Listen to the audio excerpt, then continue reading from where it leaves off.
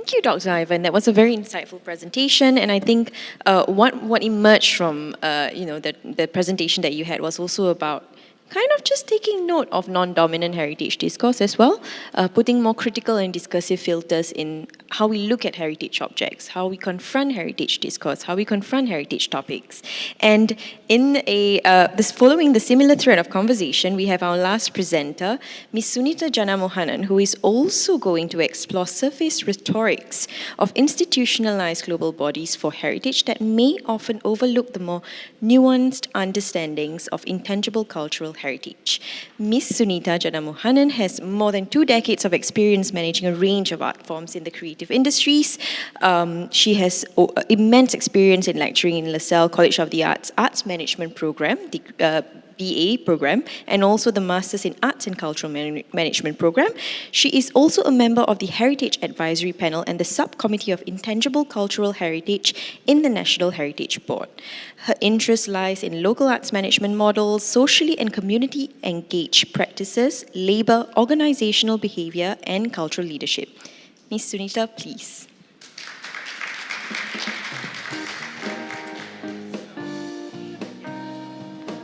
I'm very sorry that I'm going to stand here. I thoroughly enjoyed the earlier presentations, and I have to start with a lot of apologies. It is the end. We're nearing the end of I am the last speaker, right?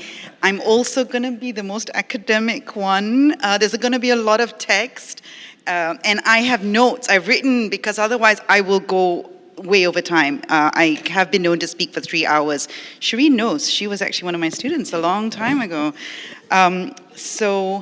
Yes, thank you very much for the invitation to be here. I think it's actually interesting that I'm coming after Ivan because I'm going to be expanding on some of the things that we've already seen in his presentation. And when I was invited to come to speak at this event, I was happy to say yes, but I was also a little bit apprehensive because of the title. The Destiny of Heritage sounds very grand, very intimidating. But the subheading, Common Challenges, I thought, okay, I can deal with this one because I do spend quite a bit of time thinking about challenges, talking about challenges in my class. And I tend to fixate very much on terms. So the word common, the qualifier of common was one that stuck out and caught my attention because I feel that often there's usually quite a big gulf between what the scholars understand about heritage and what to do with it as well, against what people on the ground understand heritage to be. And then you have the policymakers and the bureaucrats somewhere in the middle. So that's why we have the title of my talk, Towards a Shared but Uncommon Understanding of Heritage. I am here speaking from my perspective as an educator who has been teaching an elective course in heritage management to the young BA Arts Management students of LaSalle for the past 9 years. That's how long I've been here. I'm originally from Malaysia. And my thinking about heritage is also informed by my professional work over the years. Specifically, I want to mention the Islamic Arts Museum Malaysia, museum in Kuala Lumpur, which was my first job, kind of my first love, as well as working for Georgetown World Heritage Incorporated, which is the state-mandated agency responsible for the UNESCO World Heritage status of Georgetown.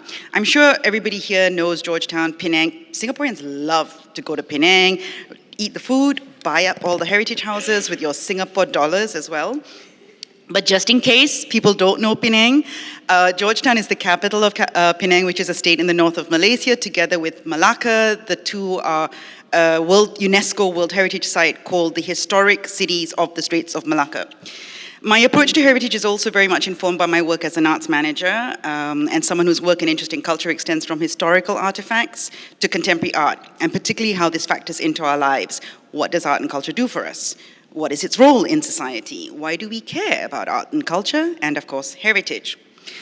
So it's interesting that we're all educators and we've all referred to what we do with our students. So with my BA Arts Management students, I always start every class by asking why they chose, because it's an elective class, why they chose this elective in heritage.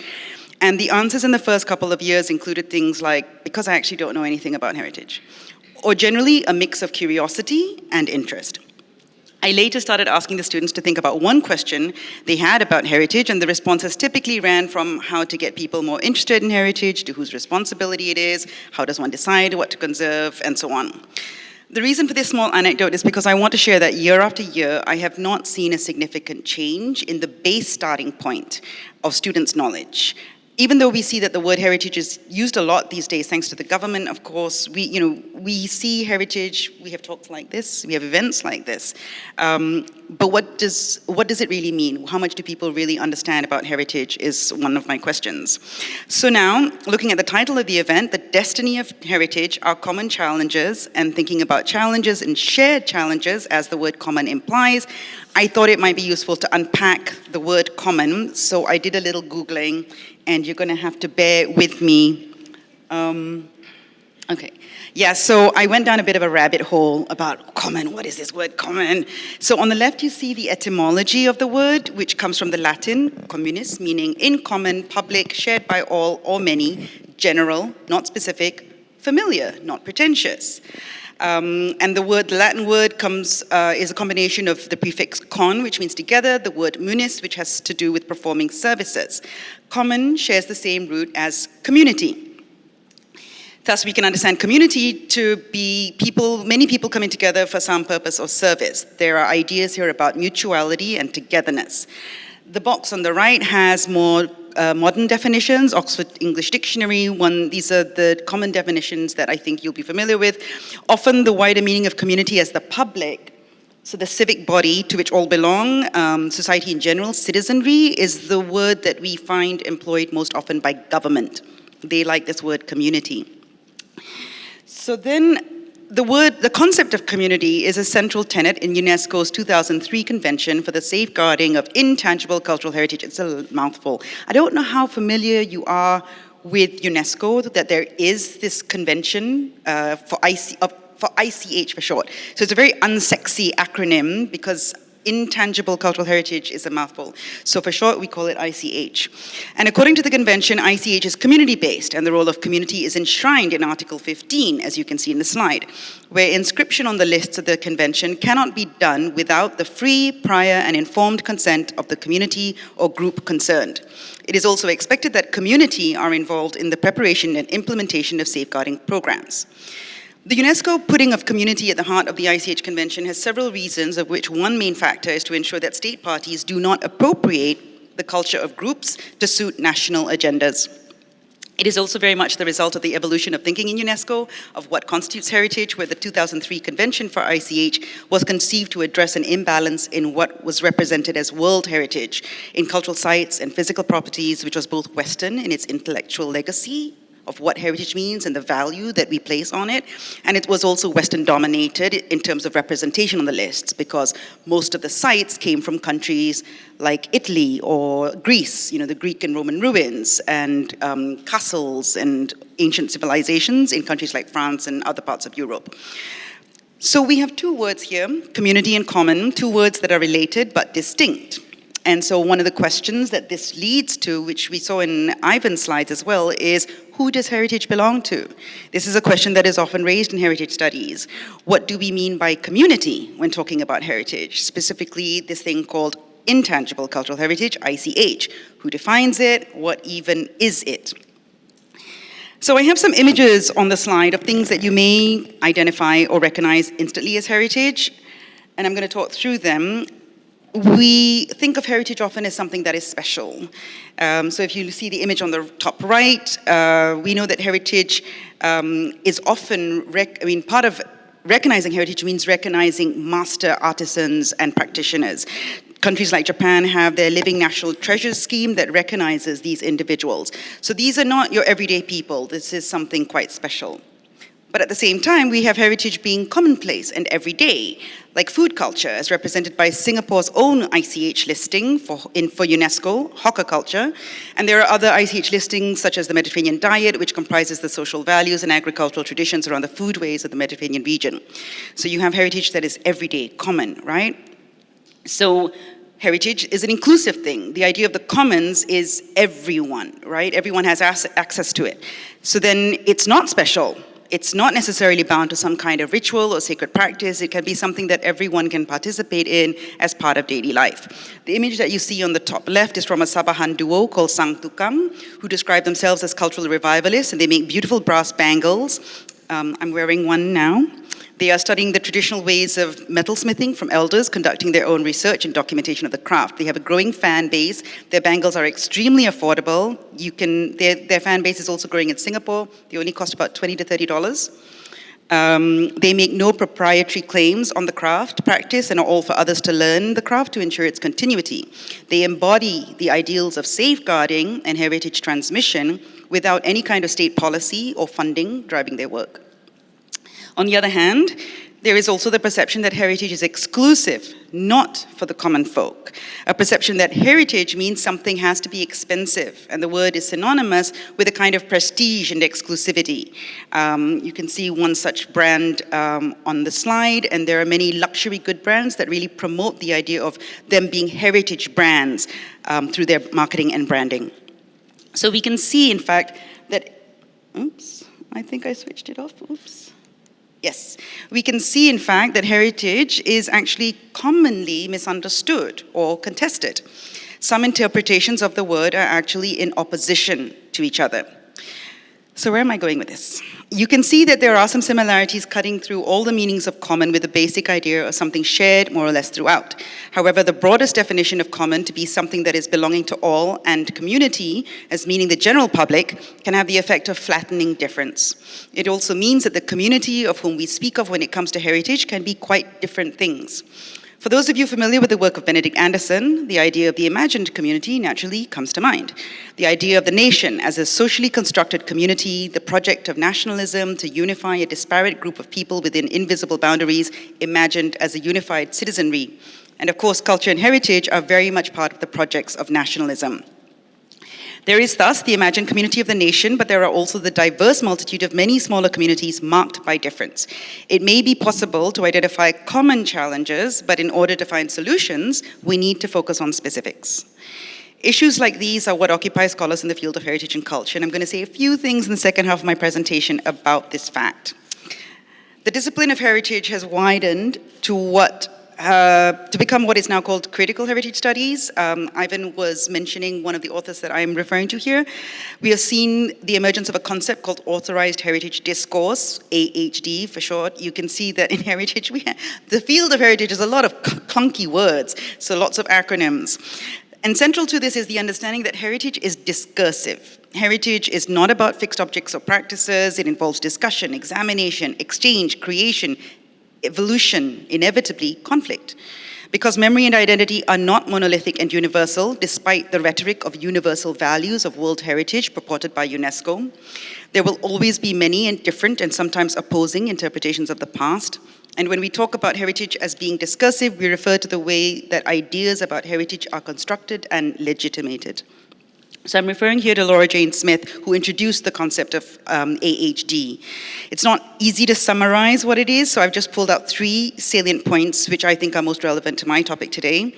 First, and I am kind of repeating what we heard already from Ivan, in heritage typically is thought of as aesthetically pleasing material objects, sites, places, or landscapes that current generations must care for, protect, and revere so that they may be passed to future generations for their education and to forge a sense of common identity based on the past. So this is a basic definition of heritage that I think most people will not disagree with.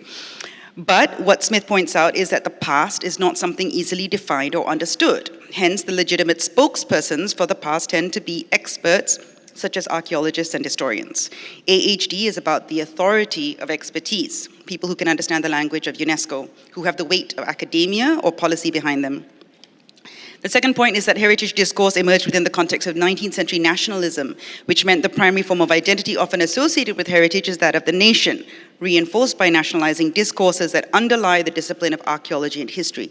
When she talks about that, she's talking about it in the Western sense of the development of these fields, which unfortunately for us, are very tied to colonialism.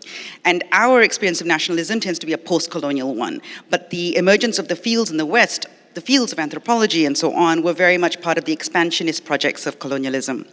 So it's and this is also the rise of the nation state. Also within the narrative of nation, the heritage discourse explicitly promotes the experience and values of elite social classes. And then lastly is the commodification of heritage, an issue that is also very much a topic in arts and cultural management. Heritage is often conflated with mass tourism. I would say that it has to be very dependent on it, because you need money to look after heritage, and money comes from tourism. The danger that is raised, of course, is that the processes of engagement with heritage can then be reduced to simple consumption. So ultimately, a problem with this AHD is that heritage becomes institutionalized or prescribed in legislation and national and international government policy documents. Yet we must also remember, as I said earlier, that heritage is discursive. It is a process, and that continually creates and recreates a range of social relations, values, and meanings about both past and present and future. Returning to UNESCO and ICH, people tend to fixate on the list of UNESCO, and so this is a bit of one of my bugbears, which is why I decided to talk about it. But we have to remember that the concept of ICH is actually an operational concept, adopted by UNESCO to unify approaches and provide a common understanding among many actors at the international level. It was never intended to replace national or local terminology, provided they're in line with UNESCO's definition. This is, in fact, one of the reasons that the US was always reluctant to ratify the ICH Convention, as it was felt to be an imposition on its sovereignty and various existing systems and provisions in place for art, culture, and historic sites. The US famously adopts a laissez-faire attitude to matters of policy and state intervention, where culture is left very much to private industries and also private philanthropy. Cultural practice is considered largely a matter of individual choice and initiative. As pointed out by Richard Curran, as you see in the slide, he's an American anthropologist and scholar, for many years the director of the Center for Folklife and Cultural Heritage at the Smithsonian Institution in Washington, D.C. Americans generally regard culture as a matter of freedom of speech, religion, association, and so on, not regulation. And I thought I wanted to put this on the slide because I think it's a really interesting point about regulation. How can we regulate culture? So from here, I want to move on now to what is being done now that we have this UNESCO Convention for ICH, which Singapore is a party to. And now more and more countries, nation states, state parties, as they're called in UNESCO language, have become interested in the idea of ICH, although to what degree and for what reason differs country to country. Each will have their own agenda and levels of understanding and commitment to its operationalization. And often ICH is talked about in relation to the lists that UNESCO points out. And then this kind of thing happens. So I think we can all agree that the systems and machinations of UNESCO and state parties are complex and can be confusing. We have terms like ICH because they had to come up with something that was considered neutral as possible. But when operationalized, how do the culture bearers, the practitioner of culture, the average person on the street, understand what it all means? Is it any wonder that people become confused? And it can create tensions. So I don't know if you can read in the back what it says, but at least you can see the headlines. These are some headlines. Malaysia and Indonesia fighting over batik, fighting over dancers. We, of course, like to fight Malaysia and Singapore over food. So it's kind of amusing, and we can have a little chuckle over it, as you know, but I remember seeing news reports at the time of Indonesians angrily demonstrating in front of the Malaysian embassy, setting fire to the Malaysian flag with accompanying threats of violence. And this has happened more than once in the last 20 years. So not like just the lady writing about Chendol to CNN. It can get quite serious. So responding to this, why are these things happening? This is the problem with lists. The aim of the convention was never to assign national ownership, but to demonstrate the willingness of state parties to safeguard these elements for the world's future generations, never to claim ownership. Understanding of heritage among state parties and individuals is often viewed, however, through a nationalist lens. Nationalist framework, and under then UNESCO, it's framed within a hierarchical system of ICH designation. So your cultural heritage practice gets on a national list, and then it goes on UNESCO's list, so it must be really, really important. The regular public then becomes convinced that being recognized as ICH by UNESCO is some kind of award or a patent acknowledgement or a declaration of ownership. It means this culture has been confirmed yours or the best by UNESCO or CNN in the case of the Chendol. They do not have that power. UNESCO, these bodies don't have that kind of power to do that. Nobody does. Unfortunately, only the scholars and so-called experts truly understand how the system works. And even then, they are often in disagreement or negotiation over what should or should not be included on a list. The next issue is that, quite simply, lists are exclusionary. When we make a list, it can never be exhaustive. Some things get on the list, others do not. How do we decide? There has to be some kind of criteria, which means the entire system of heritage is structured on exclusion. And lastly, how can the community really be involved in this process, which is so confusing, and using vague terms like ICH or ideas about values that are meant to be universal or representative? How, in a city like Georgetown, for example, where many of the remaining inhabitants of the inner city, when Georgetown got its UNESCO status, they were working class poor, living in authentic, quote unquote, traditional shop houses that had not been modified and upgraded simply because they couldn't afford to. They were too poor. How do you get them to now understand what OUV, which is outstanding universal value in UNESCO language, means? How does a traditional artisan understand what it means to be now called a steward of ICH? These are all heritage terms, right? UNESCO's expectations that you are a culture bearer who is transmitting your culture to the next generation. What we need to not lose sight of is that heritage is culture, and culture is a way of life. As these words on the slide remind us, there are many reasons that affect traditions from being passed on and for cultural practices to stay alive, and we need to all be conscious of these and find ways for ourselves, whether as individuals or members of a community, for our cultural practices to continue to have meaning for us. As you and Hardwick point out, when ICH is reified as an object, it can lose relevance as a lifeway and become a commodity packaged as cultural patrimony for local and international consumption. So, and now I'm winding up. Coming back to where I started and the title of the talk, perhaps this is a kind of common challenge. I started by saying maybe we don't have common challenges, but maybe this is the common challenge. We know that many things can be heritage, but it is not everything. And do we even need to call culture heritage? Heritage, I think now, has the baggage of UNESCO, of inventories and lists and even databases like Roots SG, which, while well-intentioned, can have the adverse effect of exclusion, commodifying, artificially propping up something as heritage with a capital H. Heritage is full of contestations, and that is okay. From conflict and disagreement comes growth, understanding, the building of resilience. These are not bad words, but are part and parcel of the process of meaning-making and heritage as a discursive practice.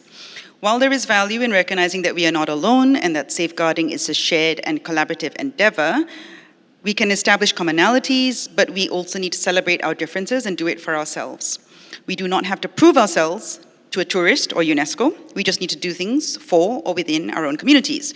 When culture is strong within communities, it will be strong for the nation.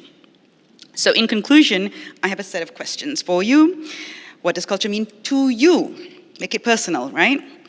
Is it to do with identity, language, customs? How did you learn it? How can you learn it? Maybe you're disconnected from your heritage, your culture. How can you ensure that your children or nieces or nephews will continue the same practice, hold the same knowledge, value? Who are the culture bearers in your community? What is your community?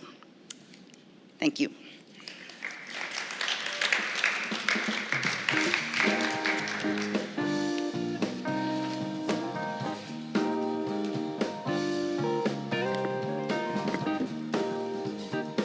Thank you, Sunita. That was a very enlightening presentation as well. We talk about semantics, terms, definitions, acronyms, and there's a lot. And most importantly, I think it's also about authorship and ownership, which I think are very important things of what critical considerations we need to think about when we think of what is constituted as heritage or not. So in the next or the last remaining 25 minutes of our time together today, I'm inviting all the panelists on stage and we will commence the Q&A section. For today, we also have we are accepting questions from the audiences through Slido, which is a Q&A platform. So all you need to do is just scan the QR code and you'll be directed to a platform to ask questions. And yeah, it'll be on rolling basis. So if anyone has questions throughout the 25 minutes, please just submit it to them and we can make this segment as lively and engaging as possible. Please.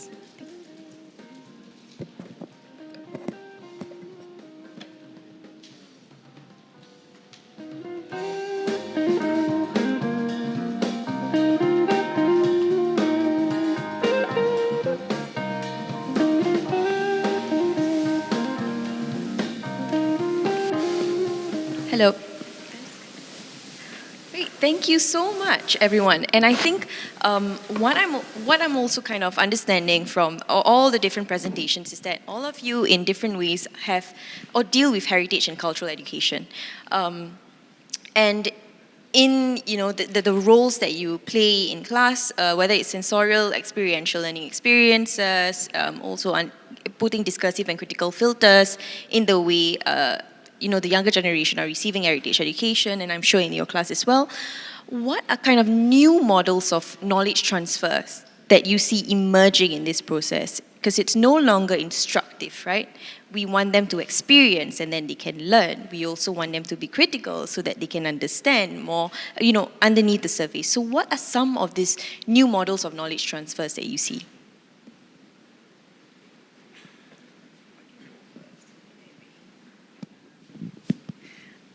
Okay, I'm a bit of a dinosaur, so I'm not very good with new ways of knowledge transfer. So unfortunately, I myself am not really engaging in anything new, I must say.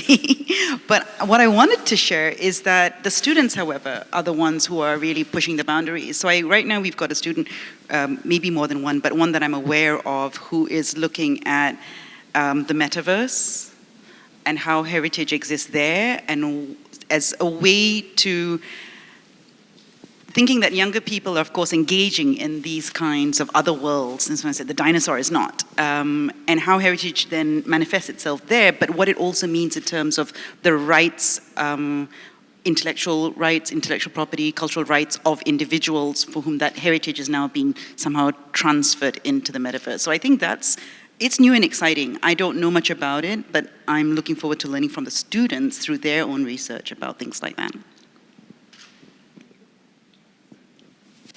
Hi.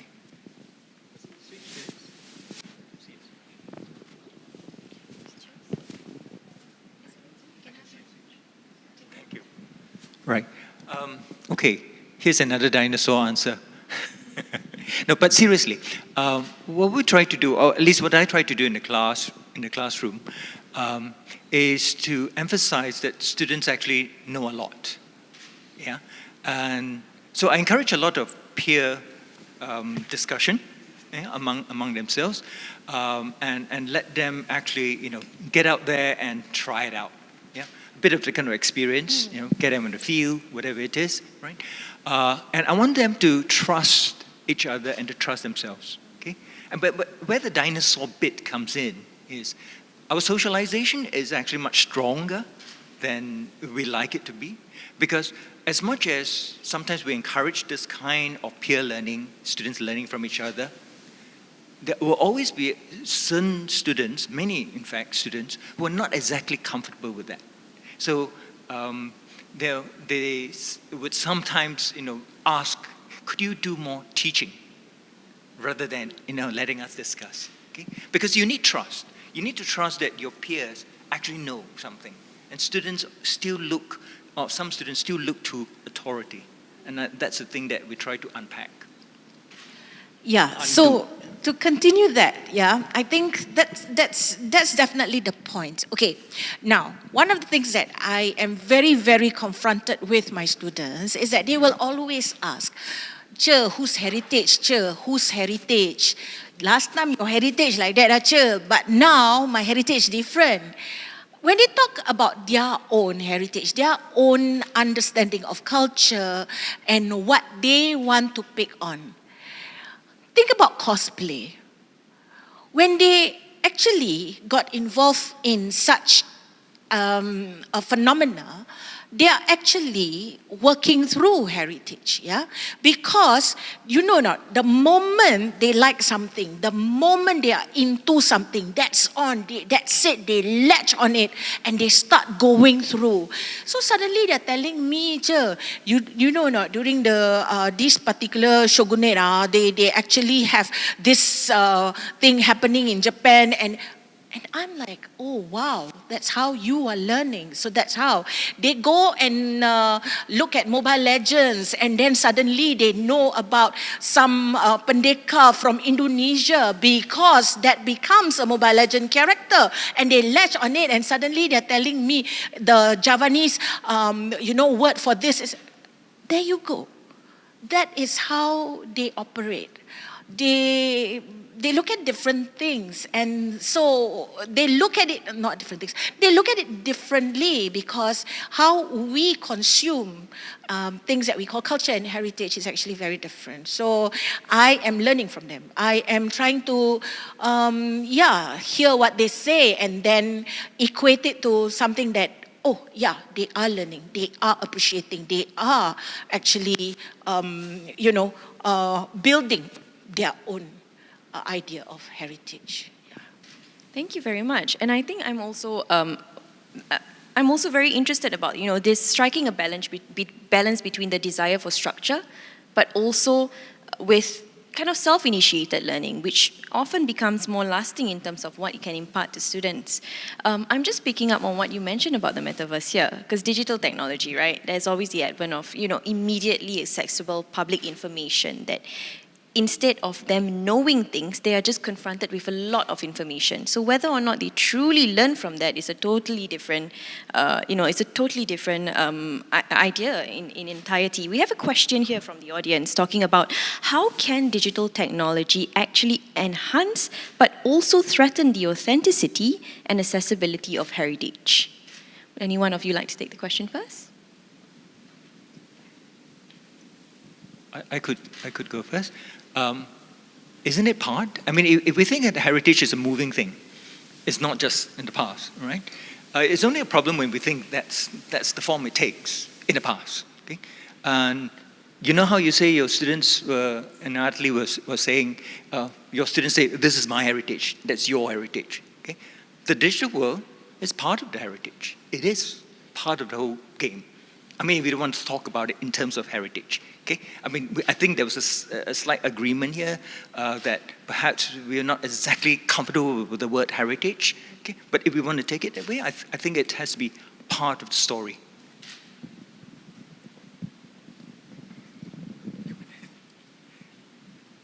Just to understand the question again, can you just repeat it? Because so the question, digital technology both enhance and threaten the authenticity and accessibility of heritage. Okay. I think, and young people are very aware of the term cultural appropriation, of course. So, I mean, even with like TikTok, people doing dances, there was the question of who originated the dance, and then there were a lot of battles about that. So I think in the realm of culture, there is a lot of concern from minority groups or people who have faced historical oppression of how their culture is being used, and the internet, digital space, social media, it's a bit of a lawless no man's land where we're still figuring out how to protect and control, if control is even necessary. I mean, that itself is another issue. So I think that's one of the challenges and dangers of digital technology to certain groups. But on the other hand, it's people, we learn so much. I mean, one of the things that, I'm not on TikTok, but I'm on Instagram, and then people that I follow post things from TikTok. And I was amazed to see the number of indigenous people who are on TikTok performing their dances, performing their rituals, yeah, and it's amazing. But then others can take that and do something with it. So it's an ongoing process. It brings good, but also, there'll be problems that have to be figured out. Yeah, it's true, pros and cons, but I'm more interested with the fact that it allows for that growth, for development. It allows for that kind of discussion. I would rather us be more dynamic.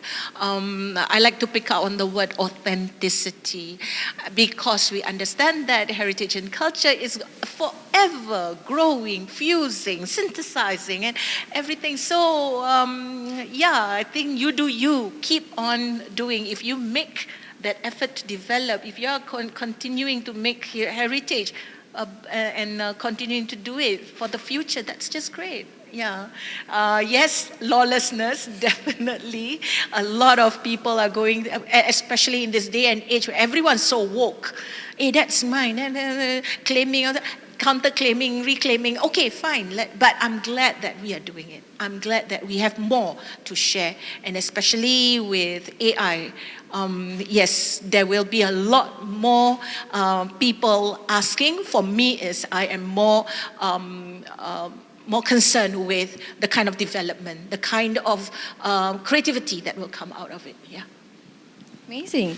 And I think it's also being comfortable with the fact that the production of knowledge can also exist in the digital form, right? And like TikTok, for example. And then there are some ethical considerations that might come up from that. So another question from the audience, also, what ethical considerations may arise when we deal with, and I'll change this question slightly, when we deal with more this complex understanding of heritage? And I know we've already said our, some discomforts with the word heritage already, but what ethical considerations might arise, especially when we're thinking about new models of knowledge transfer, knowledge production?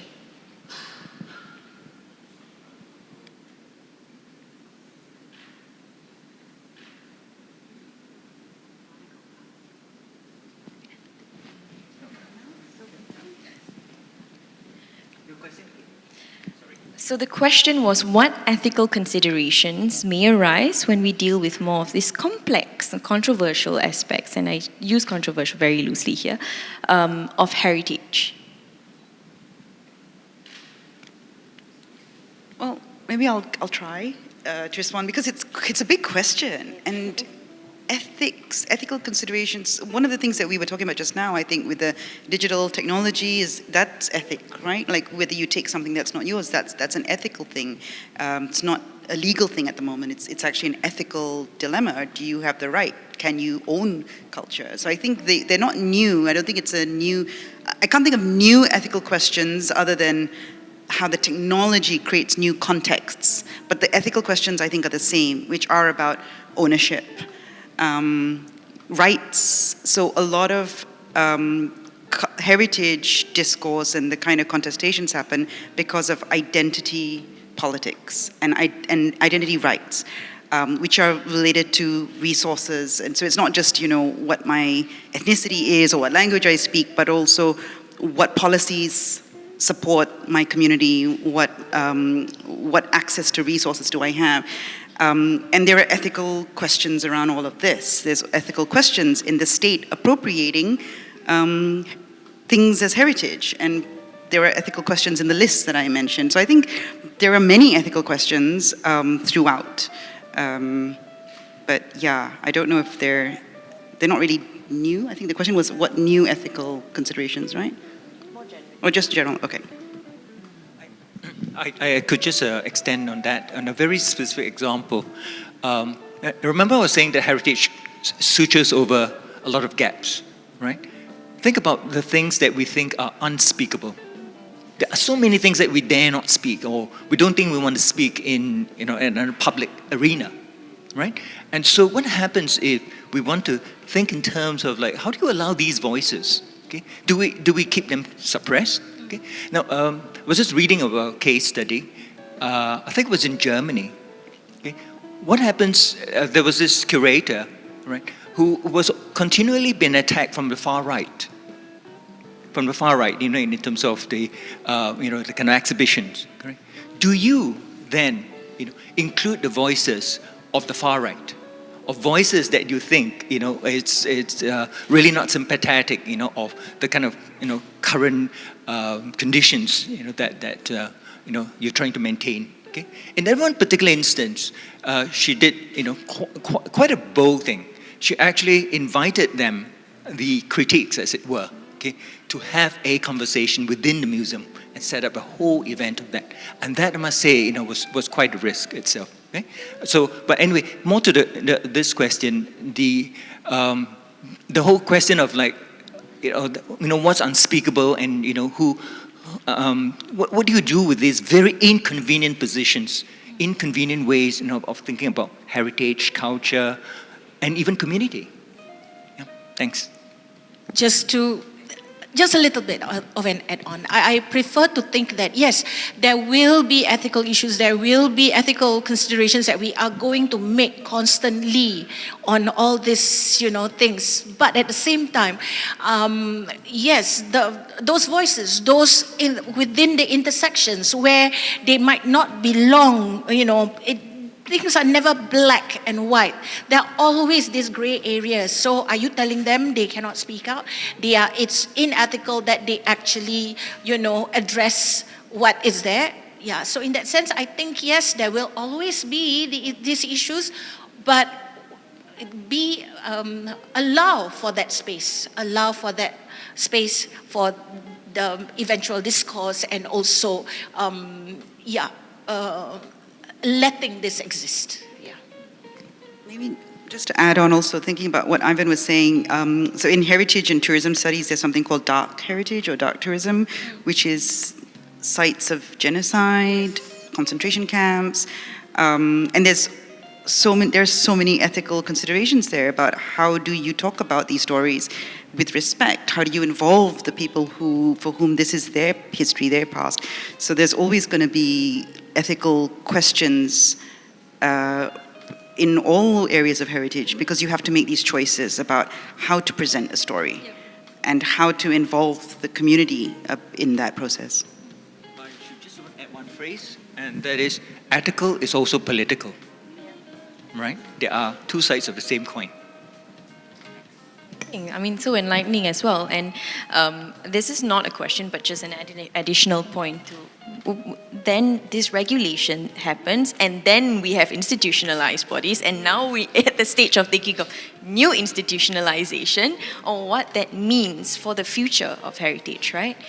So we've got a couple of questions here from people that are Gen Z. One of the questions is, as someone that's from Gen Z, what are possible approaches to sustain heritage in a globalized world? For example, being westernized through media, etc., etc. Well, just the first part of the question, as someone that's from Gen Z, what are possible approaches to sustain heritage in a globalized world?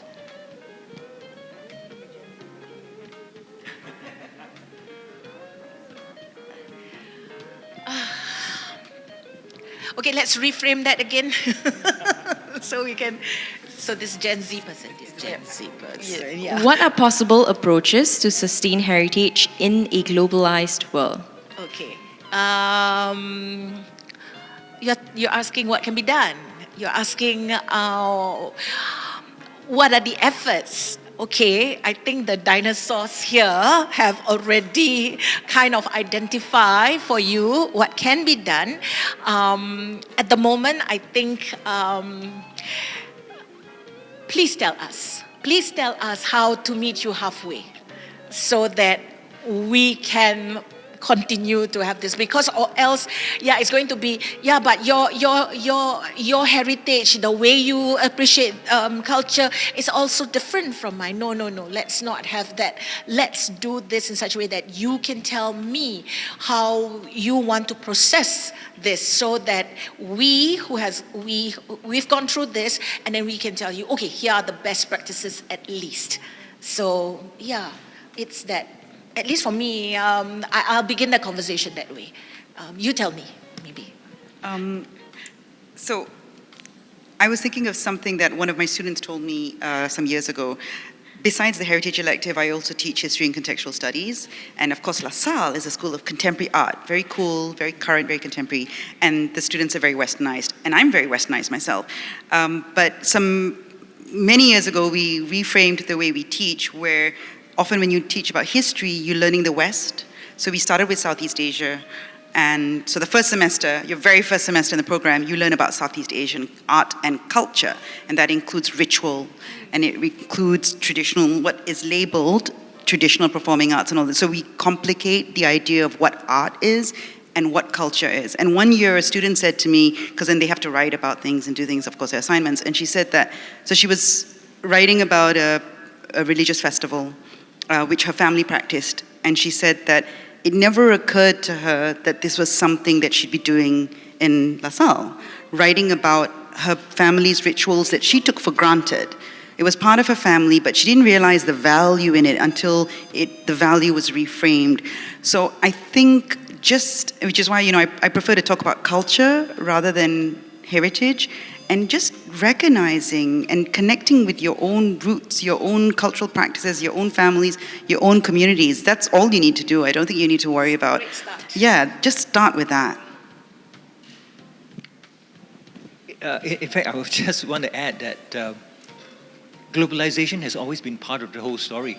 If there were no encounter with others, we wouldn't be thinking in terms of that's my culture, my heritage, it's relational in that sense. Yeah. So globalization has always been part of the whole story.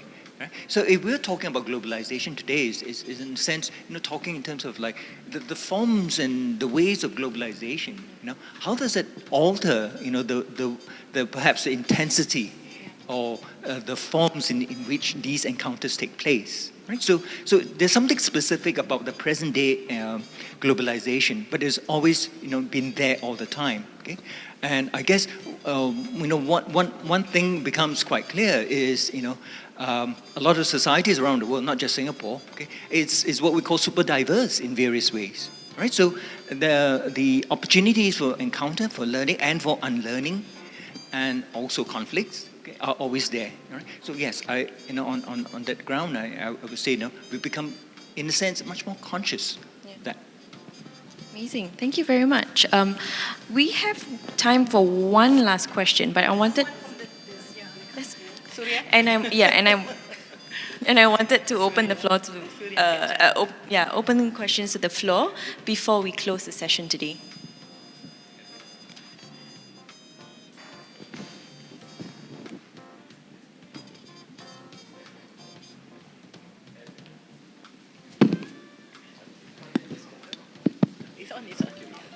Hello. Yeah. Okay. Hi. My name is Surya. Former educator as well, overseeing Arts and Heritage at RP sometime 2007, 2009. One of the things I did was to run the Malay Story Workshop.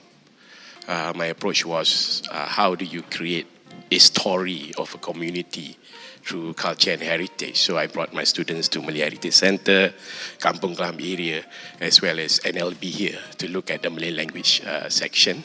And it was surprising then that for some of them it's the first time they step into NLB and know that there is a Malay language reference for them to refer to for their research. And they're saying like, all this while I've been trying to look for references, but I didn't know it's all here. So sometimes the youth need to know where the resources are for them to do their discovery. I don't have a particular question per se, but just to thank all the panelists here to bring forth the idea of the future-oriented paradigm for heritage, because it is part of my personal exploration as well. And one thing that I felt that is missing in a lot of the cultural heritage discourses is the own community perception of what heritage is. In my own work, I look at the idea of pusoko or pusaka and how it informs me that heritage is future-oriented.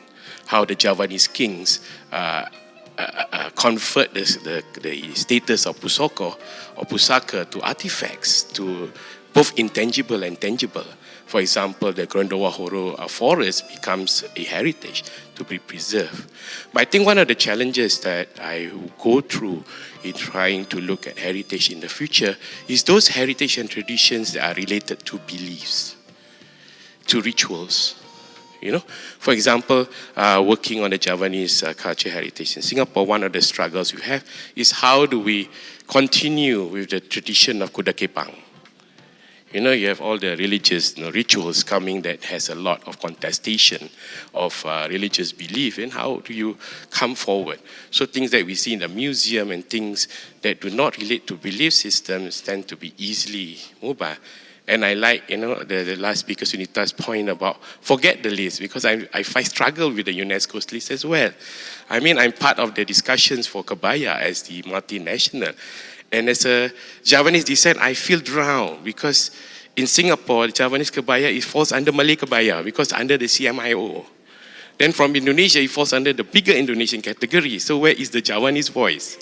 So this is the struggle, and I work with the Javanese overseas diaspora communities, and we meet every 2 years in Java, And we always have to fight with the Indonesians, saying that this is also our heritage. It is not just, and the UNESCO makes it worse because it gives the idea that it's theirs now.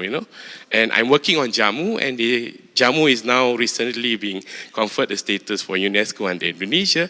And I was working with the Malaysians recently in Muar about how to promote Jamu, and then both of us look at each other, hey, what if the Indonesian make noise? Then I said, okay, the only angle we can have is, we are Javanese, right? So let's go on the Malay Javanese angle, and then we say that is part of our local heritage. So I think that I find that the common challenges is the territorial, to some extent, the nationalistic fervor that comes with tourism. I think the money issue becomes an issue, who owns it and who gets more money out of it to say that it is theirs. And as we become more global, it becomes problematic, right? I just recently came back from my daughter is here. One way to transfer to the next generation is to bring my daughter along. We recently came back to visit to France, Paris, London, and Amsterdam. And the first thing my kids tell me is, we are going to former colonial masters. But when we went there, it was interesting how that experience, because we could speak Malay in London, to some of the restaurants there. But when we go to Amsterdam, we speak Indonesians. And that colonial linkage. So in there, when we eat laksa, we make sense. Okay, that's one thing I like to do about food heritage, because it tell you about localization as well. You can't get the same taste, but you make do, right? So in London, I could have laksa, but in Amsterdam, because of the Javanese Surinamese there, I could have soto ayam. But it's different, but it gives the familiarity. So I guess the common, I like the points that are raised today about the issue, and I think importantly about families and communities owning that regardless of whatever it is. Because ultimately that family culture, that family tradition needs to live on. Because currently my own research is on custodianship of heritage. How do we be custodians of our own heritage? And I find these issues of lists and nationalistics very problematic, and the idea that we have to look forward in the future and not just keep things encapsulated, because the musealization of heritage is problematic as well. He says he has to stay that way and should not go beyond. So my experience with kebaya and also the earlier issue of nasi ambeng, people keep asking me, what is authentic nasi ambeng? I look at them and say, there's no such thing authentic. It depends on what your family has been cooking all this while.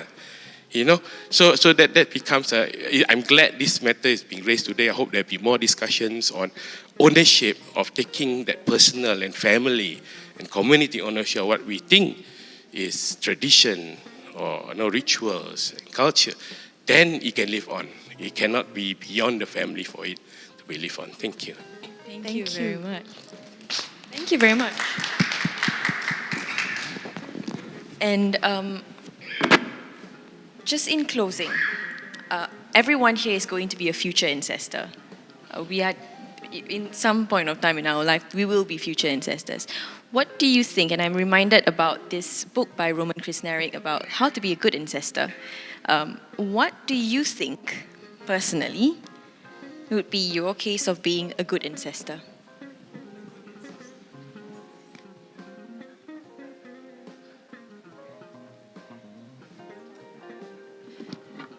Okay, we'll begin. A good ancestor.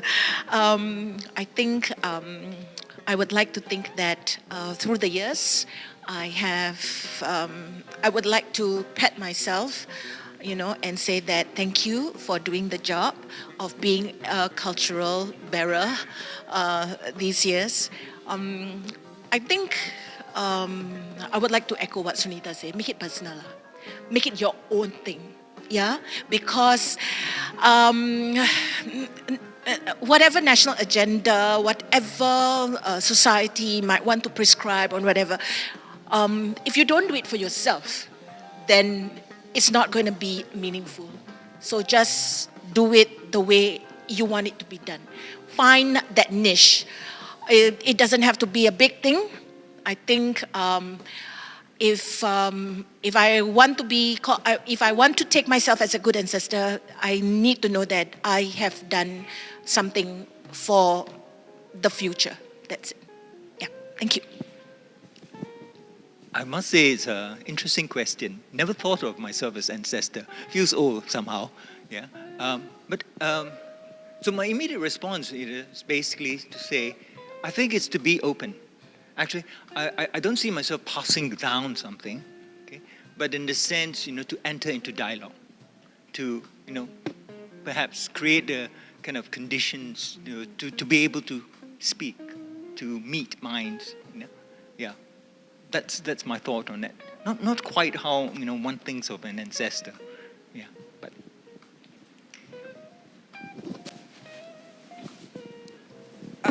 So I thought about my family first, my actual blood, I've got nephews and nieces. I don't have kids, never will.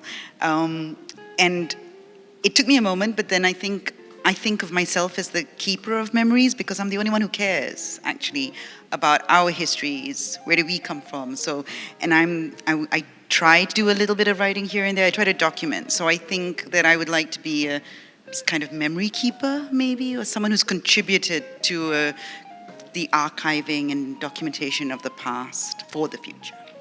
Thank you very much. And with that, we will end today's session. So a round of applause to our presenters and panelists today.